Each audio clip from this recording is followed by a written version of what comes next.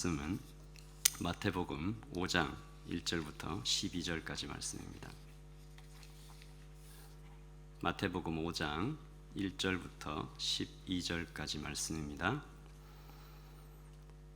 예수께서 무리를 보시고 산에 올라가 앉으시니 제자들이 나온지라 입을 열어 가르쳐 이르시되 심령이 가난한 자는 복이 있나니 천국이 저들의 것이며 애통하는 자는 복이 있나니 그들이 위로를 받을 것이며 온유한 자는 복이 있나니 그들이 땅을 기업으로 받을 것이며 의에 줄이고 목마른 자는 복이 있나니 그들이 배부를 것이며 긍휼히 여기는 자는 복이 있나니 그들이 긍휼히 여김을 받을 것이요 마음이 청결한 자는 복이 있나니 그들이 하나님을 볼 것이며 화평케 하는 자는 복이 있나니 그들이 하나님의 아들이라 일컬음을 받을 것이며 의를 위하여 핍박을 받은 자는 복이 있나니 천국이 그들의 것임이라.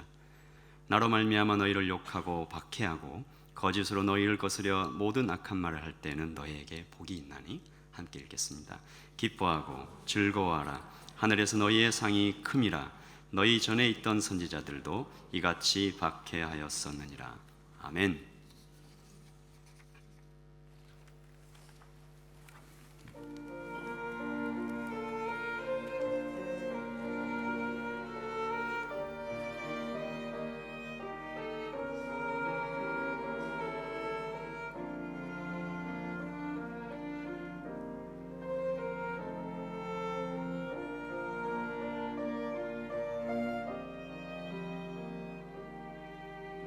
너의 온수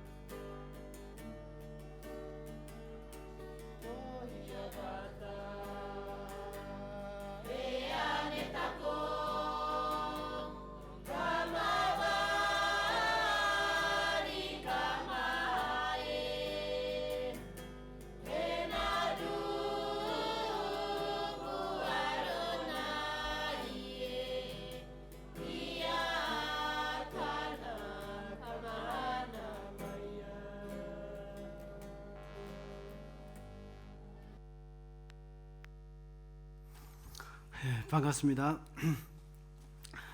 도우라 사람들이 참 음악을 잘 합니다.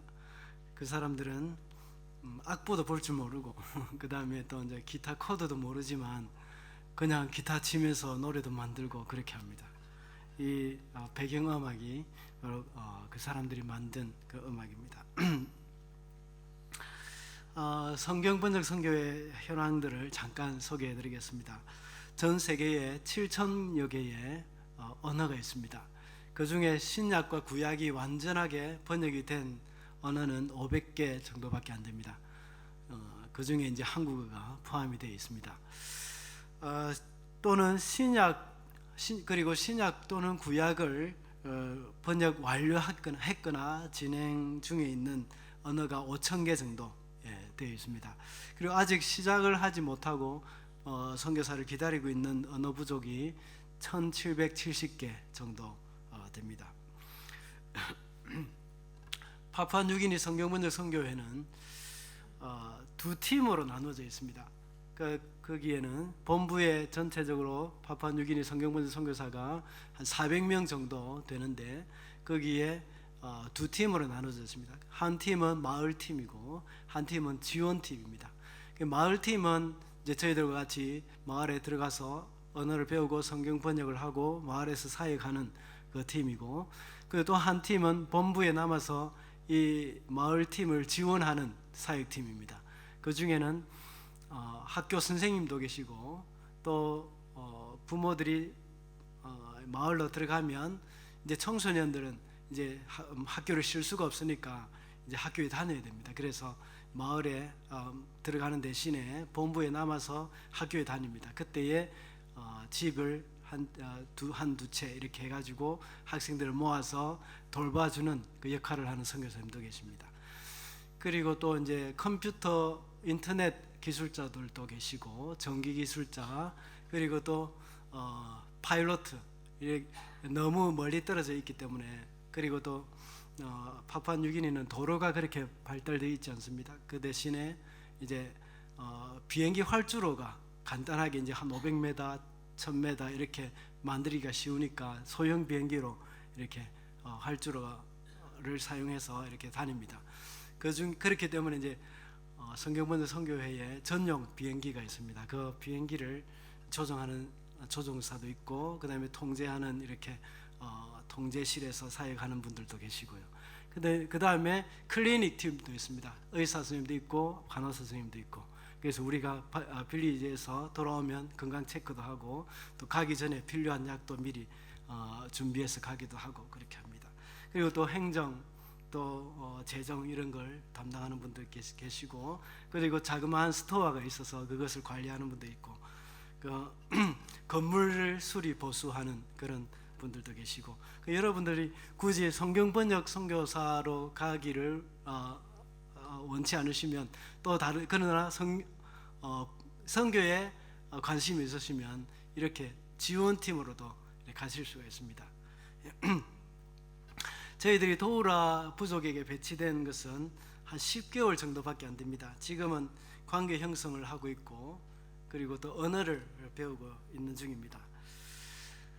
저희는 지난 2012년도에 뉴질랜드를 떠나서 선교단체에서 훈련을 받는다고 이제 한국에서 2년 반을 보냈습니다. 지난 2014년도 8월에 파푸아뉴기니에 들어가서 선교사로서 1년 6개월을 보냈습니다.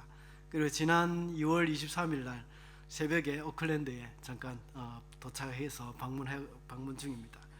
와서 보니 참 제가 굉장히 촌스럽게 보입니다. 양복을 입어봐도 뭔가 어울리지도 않고 이 촌스러움을 감출 수가 없습니다. 옛날에 제가 선교사로 가기 전에 선교사님들이 오시는 것을 볼 때에 참 저분들 참 촌스럽게 보인다는 생각이 있었는데, 지금 제가 보기에 제가 저를 볼 때에 참 촌스럽다는 생각이 많이 듭니다.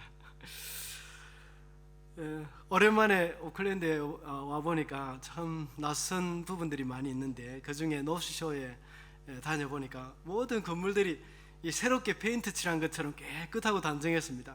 물론 몇몇 건물들 중에 새로 페인트 칠한 것도 있겠지만 실제로는 그렇지 않은데 파푸아뉴기니에 있다 와보니 이렇게 달라 보였던 겁니다. 제가 이 말을 담임 목사님께 말씀드리니까 하시는 말씀이, 황부 목사, 이 새 하늘 새 땅에 가면 더 좋다 하면서 그렇게 말씀하시더라고요. 그 말을 들으면서 참 가슴이 뭉클하고 눈물이 핑 돌았습니다. 여기 계신 분들 중에서는 저를 모르시는 분들이 많으시겠지만 하늘의 교회 성도님들로서 참 여러분을 만나 뵙게 돼서 참 정말 반갑습니다. 이 세상에서의 삶이 그리 평탄하지 않고 고난이 많을수록 하나님의 나라에 가면 정말 기쁨이 더욱더 크겠다는 생각이 듭니다. 과거에 한국에서 교회 사역을 할 때에 아주 신실하고 모든 성도님께 본이 되는 그런 권사님이 계셨는데 암에 걸리셔서 참 마지막에 많은 고통을 받으시다가 돌아가셨습니다. 이 모습을 보면서 참 저도 생각을 많이 했는데, 이 땅에서의 삶이 고통스럽고 좀 힘들면 힘들수록 천국에서 누리는 안식과 기쁨은 더 클 수도 있겠다 하는 그런 생각을 하게 됐습니다. 오늘 성경에 기록될 당시의 상황에도 역시 그리스도인들이 이 땅에 살면서 많은 고통을 받았습니다. 예수를 믿는다는 이유 하나만으로도 많은 불이익과 핍박이 있었습니다. 특히 아그리파 1세를 비롯해서 많은 유대 총독들은 참 문제 많고 다루기 힘든 그 유대인들의 그 호의를 얻기 위해서 유대교를 옹호하고 기독교를 박해하기도 했습니다. 이런 상황 가운데서 예수님을 믿는 하나님의 백성은 어떻게 살아야 할 것인지를 이렇게 말씀하고 있는 것입니다. 그 중에 대표적인 가르침이 오늘 우리가 읽은 본문부터 시작해서 7장까지 계속되는 그런 산상보훈입니다. 이 내용은 바로 천국 백성의 일상적인 생활, 거기에 대해서 말씀하고 있는 것입니다. 오늘날은 예수님을 믿는다고 해서 우리가 특별히 박해를 받거나 어려움을 당하는 그런 일은 거의 없습니다. 그러나 이 말씀은 그리스도인으로서 어떻게 이 세상을 살아가야 하는지를, 거기에 대해서 그때 당시나 오늘이나 동일하게 적용이 되는 말씀입니다. 그래서 오늘은 천국 백성의 삶이라는 그런 제목으로 말씀을 나누고자 합니다. 첫 번째로 천국 백성의 삶은 이 마음의 변화가 일어난 삶입니다.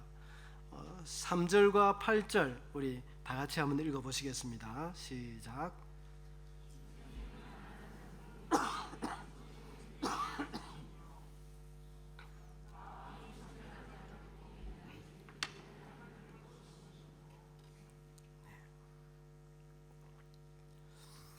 본문에서는 심령이 가난한 자와 마음이 청결한 자에 대해서 말씀하고 있습니다. 사실 보통 팔복이라고 말씀을 하지만 이 말은 후대의 신학자들이 이렇게 붙인 말이지 실제로 8가지 복이 있다는 것이 아니라 한 가지의 복을 8개 또는 9개의 측면에서 본 것이라고 할 수 있습니다. 오늘 본문을 자세히 읽어보시면 8개 복이 어떤 사람은 복이 있나니 하는 그 말에 복이라는 말에 대해서 8개가 아니고 사실은 9가지입니다. 그런데 이것이 9개나 8개가 아니라 1개를 갖다가 다른 측면에서 이렇게 본 것입니다. 성령의 열매도 역시 성령의 9가지 열매라고 이렇게 말을 하지만 사실은 9가지 측면에서 하나인 성령의 열매를 보게 된 것입니다. 그래서 갈라디아서 5장 20절에 보시면 성령의 열매는 하면서 거기에 성령의 열매를 이야기할 때에 항상 단수로 말을 하고 있는 것을 보게 됩니다. 이와 같은 맥락에서 볼 때에 여기에 나오는 복들은 한 가지 성격이지만 8가지 측면에서 볼 필요가 있다는 것입니다. 그래서 심령이 가난하다라는 그 말은 다른 애통하는 자, 온유한 자, 의에 줄이고 목마른 자 등과 같이 뒷구절에 나오는 말들과 의미적으로는 별 차이가 없는 것임을 우리가 알 수가 있습니다. 심령이 가난한 자라는 그런 자신이 그 심령이 가난한 자란 영적으로 얼마나 자기 스스로가 가난하고 비참한 자인가를 깨닫고 그 가난을 벗어나기 위해서 하나님의 도움을 간절히 구하는 그런 사람입니다. 다윗이 시편에서 하나님께 고백할 때 사용한 말과 동일하게 말씀하고 있습니다. 시편 70편 5절에 보면 나는 가난하고 궁핍하오니 하나님이여 속히 내게 임하소서. 주는 나의 도움이시요 나를 건지시는 이시오니 여호와여 지체하지 마소서. 다윗이 자신을 죽이려고 쫓아오는 그 대적을 피해서 도망다니며 숨어 지낼 때에 조금이라도 부스럭거리는 소리만 들려도 이렇게 깜짝 놀라는 그런 상황에 처한 그런 것을 이야기하는 것입니다. 우리는 가난하고 비천한 사람으로서 한시라도 하나님의 도움이 없이는 살아갈 수 없는 자라는 겁니다. 그 사실을 이제 하나님 앞에 고백하는 것이죠. 이렇게 스스로 영적으로 비참한 사람이라고 생각하는 자가 애통할 수 있는 것이고 온유할 수 있는 것이며 의에 줄이고 목마른 사람이 되며 또 긍휼한 마음을 갖게 되는 것입니다. 더 나아가서 마음이 청결한 사람이며 또 화평케 하는 사람이 되는 것입니다. 이것은 세상적인 관점과는 전혀 다른 개념입니다. 우리의 마음이 완전히 바뀐 상태입니다. 전에는 나 잘난 맛에 살던 그 사람이 이제는 주님의 도우심 없이는 살아갈 수 없다는 고백을 하게 된 사람. 이러한 마음은 인간의 죄된 본성을 그대로 가진 자연인으로서는 결코 가질 수가 없는 것입니다. 예수님을 믿고 참된 회개가 일어난 사람만이 가질 수 있는 그런 마음입니다. 회개는 방향전환입니다. 방향전환. 지금까지 우리 마음 가운데 있었던 악하고 교만한 마음들이 완전히 바뀌는 것을 말하는 것입니다. 정말 순수하고 깨끗하며 청결한 마음을 가리키는 것입니다. 여러분 아마 릭 워렌 목사님의 목적이 이끄는 삶이라는 그런 책을 읽어보신 분도 있을 것입니다. 요즘 들어서 약간 문제시되는 부분을 제기하는 분도 있지만 이 책의 내용 중에 자동 항법 장치라는 그런 것이 나옵니다. 보트를 운행해 나갈 때에 자동 항법 장치를 켜놓으면 아무리 방향을 틀려고 해도 이 처음에 정해놓은 그 방향으로만 계속해서 보트가 항해를 합니다. 억지로 우리가 방향을 바꾸려고 하면 일시적으로는 바뀌지만 키를 놓아버리면 또다시 처음에 정해놓은 설정해둔 그 방향으로 가게 됩니다. 자신이 원하는 방향으로 또다시 다시 이렇게 보트를 가게 할 수 있는 가장 쉬운 방법은 무엇일까요? 그것은 자동 항법 장치를 바꾸는 것입니다. 이와 같이 우리 마음도 역시 마찬가지입니다. 우리의 마음은 우리의 마음의 변화가 없이 흉내만 낼 수도 있습니다. 그러나 그것은 오래 갈 수가 없습니다. 결국은 본래 자신이 회개하지 않은 그 마음으로 돌아가 버리게 됩니다. 우리가 아무리 노력을 해도 잘 안 되는 것이 이것이기 때문에 참 우리가 가슴 틀질 노릇입니다. 그러나 그 마음의 변화는 복음으로만 가능합니다. 하나님 앞에 내 마음을 바꾸어 달라고 기도하며 몸부림치며 처절하게 하나님 앞에 간구하는 수밖에 없는 것입니다. 우리는 착한 일을 잘 안 하다가 어쩌다가 한번 이렇게 착한 일을 하고 나면 나 자신에 대해서 너무 뿌듯하게 생각합니다. 그래서 남이 좀 알아주기를 원하고 또 참 그래서 마음속에 은근히 생각을 합니다. 내가 한 이 착한 일 이거 확 좀 들켜버렸으면 좋겠다. 이렇게 생각합니다. 다른 사람의 말이 아니라 제 말입니다. 참 아직까지 철이 안 들어서 그런 것 같습니다. 정말 심령이 변화된 사람은 그렇지 않습니다. 착한 일이 몸에 배어서 자기도 모르게 이렇게 착한 일을 하는 사람입니다. 그리고 그 일을 해놓고도 스스로가 그 일에 대해서 기억조차 하지 못합니다. 그래서 마태복음 25장에는 이렇게 말하지 않습니까? 마지막 날에 양은 하나님의 오른편에 염소는 하나님의 왼편에 앉았습니다.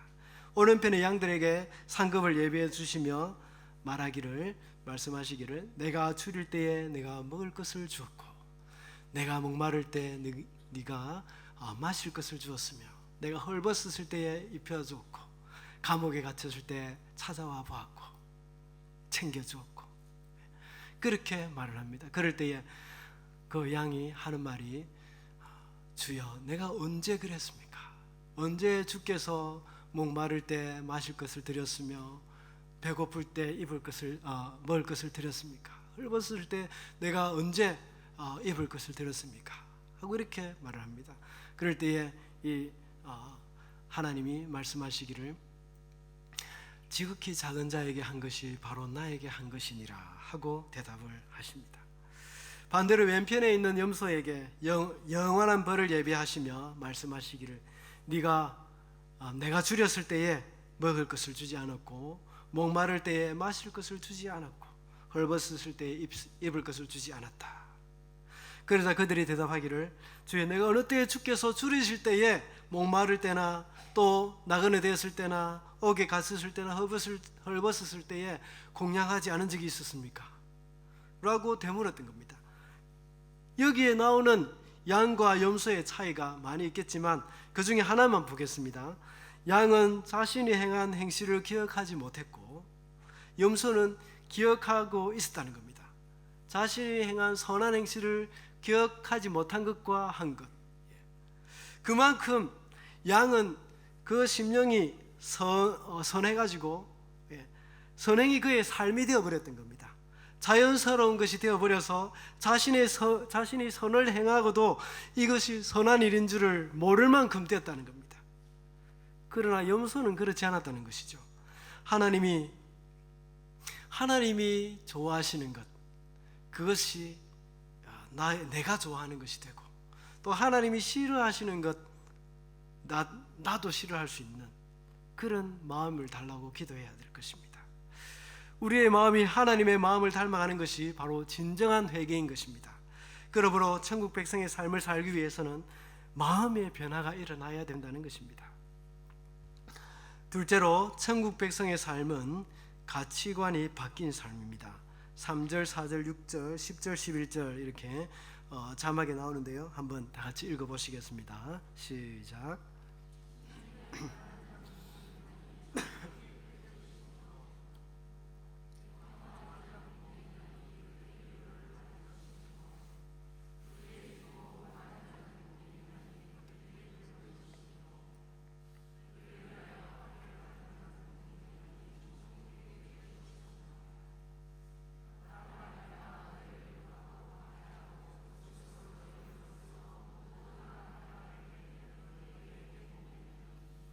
아멘.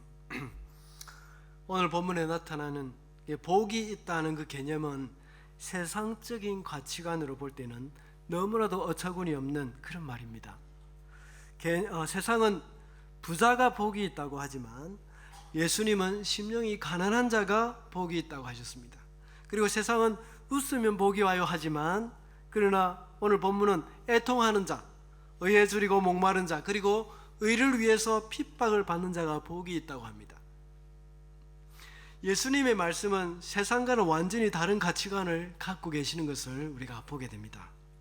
그뿐만 아닙니다. 5장 뒷부분을 보시면 오른뺨을 치는 자에게 왼뺨도 돌려대라고 합니다. 겉옷을 달라고 하는 자에게 속옷까지도 주라고 합니다. 오리를 동행하자고 하는 사람에게 심리를 같이 가라고 말씀하십니다. 아마 세상 사람들이 생각할 때에 정말 어리석은 행동이라고 생각할지도 모르겠습니다. 그러나 천국 백성의 가치관은 이렇게 세상 사람들의 가치관과는 완전 다른 것입니다. 세상 사람들은 물질을 소중히 여기고 겉으로 드러나는 것에 많은 관심을 가집니다.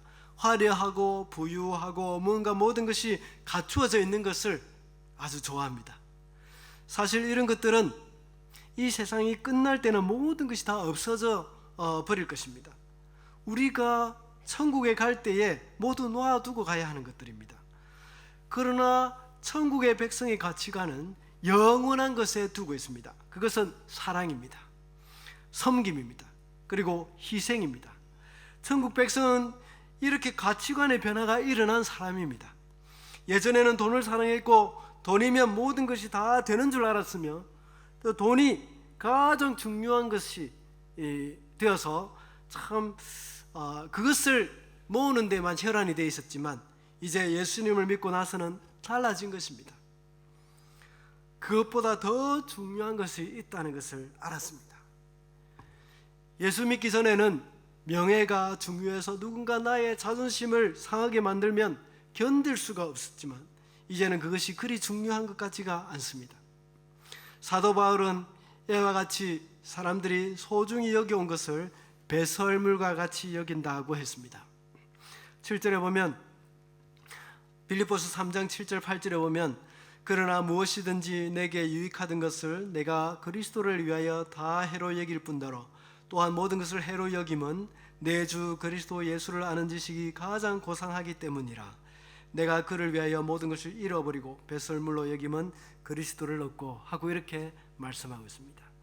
사도 바울은 자신의 모든 자랑거리들보다 그리스도를 아는 것, 그리스도를 얻는 것이 더 소중하다는 것을 말합니다. 저희가 생활하는 마을에서는 이 전기가 없기 때문에 이 냉장고는 생각조차 할 수 없습니다.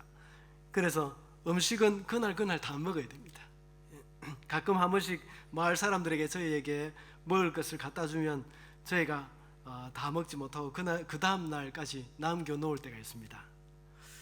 그러면 그 날씨가 워낙 덥기 때문에 그 다음 날에는 상해서 먹지를 못합니다.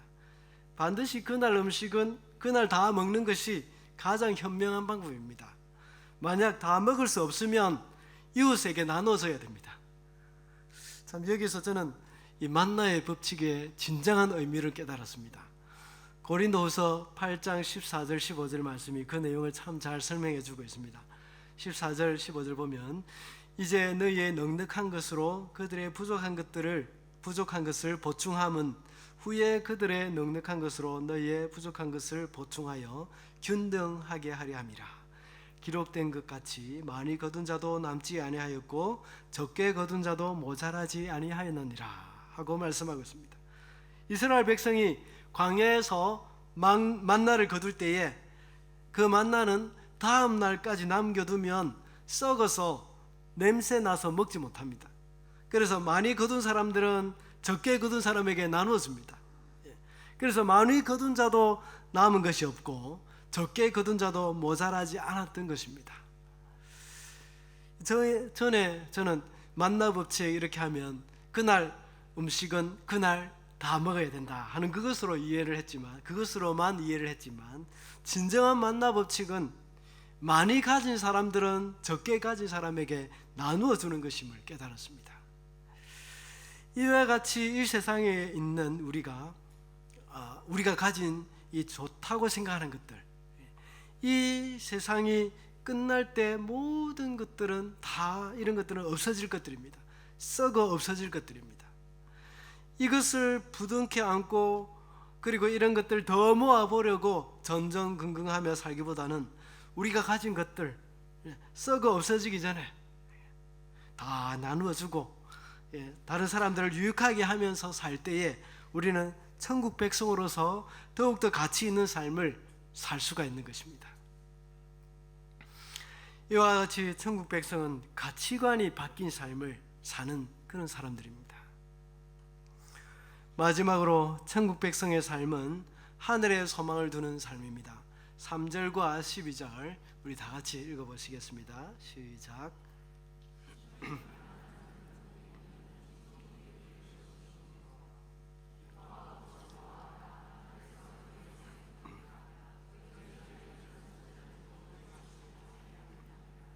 아멘. 예수님께서는 심령이 가난한 자들에게는 천국이 저의 것이라고 말씀하셨고 12절에도 역시 예수님으로 말미암아 핍박받는 것에 대해서 하늘의 상이 크다고 말씀하셨습니다. 이것은 천국 백성들은 천국의 소망을 두고 살아야 한다는 것입니다.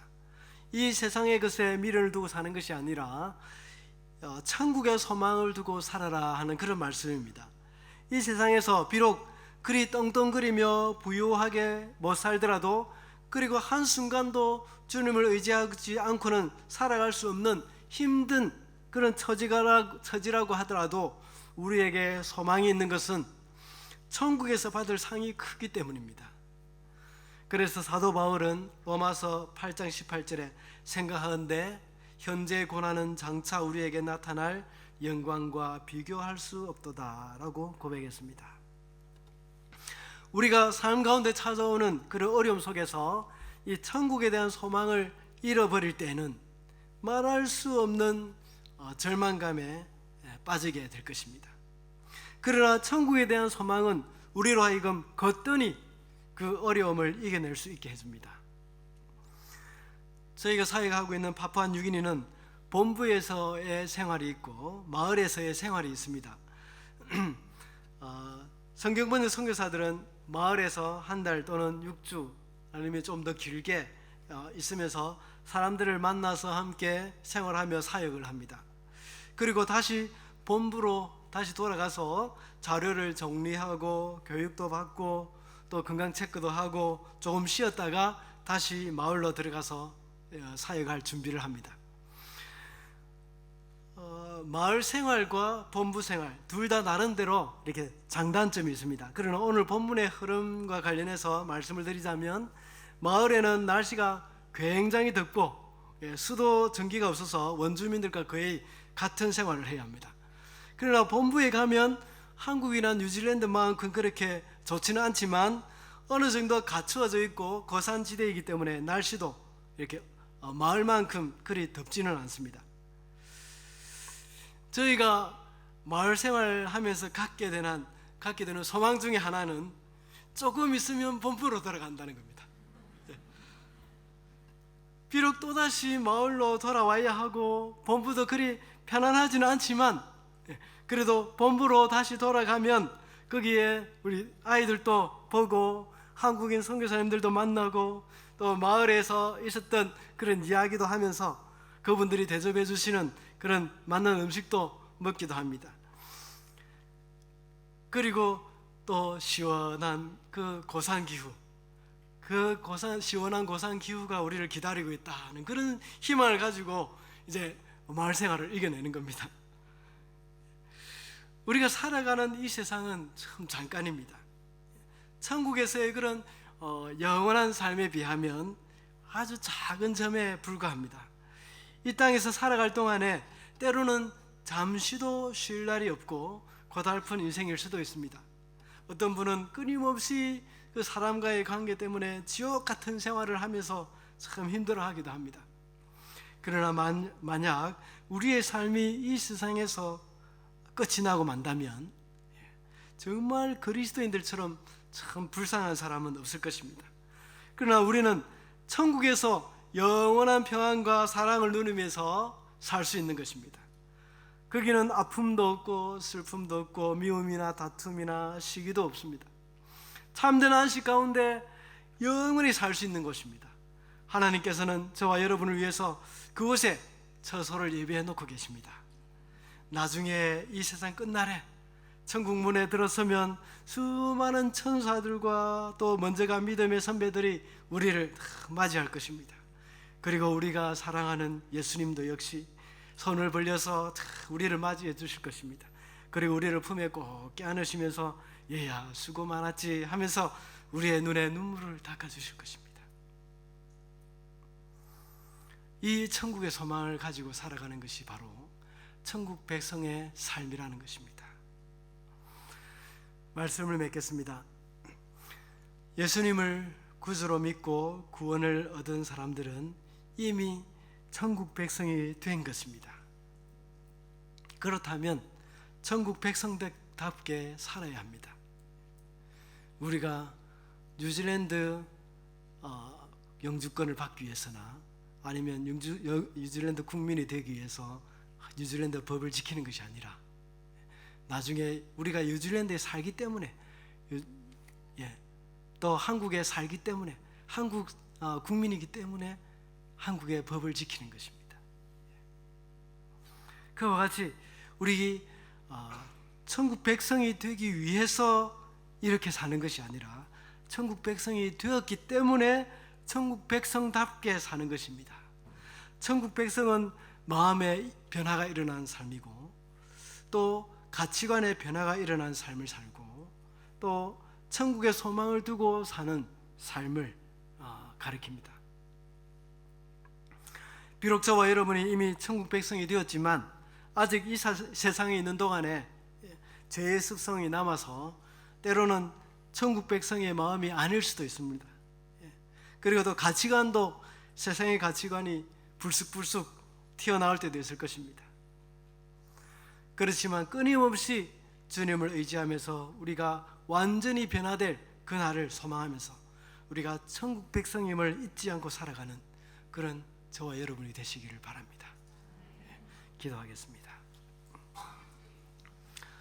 하나님 아버지, 참 심히 부족하고 연약하여 주님 앞에 내어놓을 것 하나 없는 저희들을 사랑해 주셔서 천국의 백성으로 삼아 주시니 참 감사드립니다.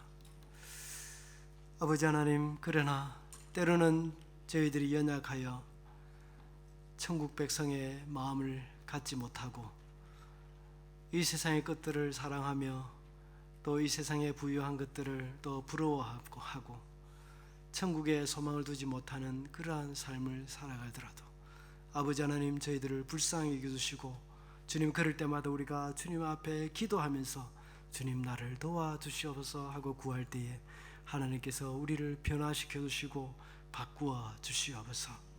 그래서 우리가 부족하고 연약함에도 불구하고 우리는 천국의 백성임을 잊지 않고 주님 기뻐하시는 삶을 살아갈 수 있는 저희들이 되게 하여 주시옵소서. 예수님 이름으로 기도합니다.